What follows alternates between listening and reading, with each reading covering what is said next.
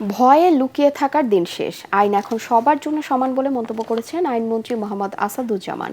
জাতীয় আইনগত সহায়তা দিবস উপলক্ষে রাজধানী করাইল বস্তিতে চালু হওয়া ভ্রাম্যমাণ লিগ্যাল এইড ক্যাম্পের উদ্বোধনী অনুষ্ঠানে তিনি এ মন্তব্য করেন। আইনমন্ত্রী জানান, জার্মান সরকারের সহায়তায় দেশে বিনামূল্যে আইনি সহায়তা কার্যক্রম আরও সম্প্রসারণ করা হয়েছে। এখন থেকে ১৬৬৯৯ নম্বরে কল করলেই যে কেউ প্রয়োজনীয় আইনি পরামর্শ ও সহায়তা পাবেন।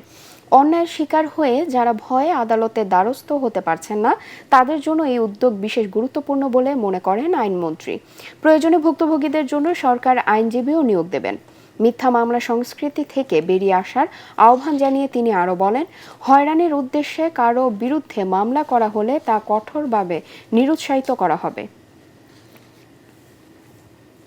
জার্মান সরকারের আর্থিক সহায়তায় তাদের সক্রিয় অংশগ্রহণে আমরা এই কর্মসূচি সারা বাংলাদেশব্যাপী পালন করতে প্রতিশ্রুতিবদ্ধ হয়েছি এবং লিগ্যাল এইড আইন পাশের মধ্য দিয়ে সরকার বাংলাদেশের মানুষকে লিগ্যাল এইড পৌঁছে দেওয়ার জন্য একটি পৃথক অধিদপ্তর চালু করেছে।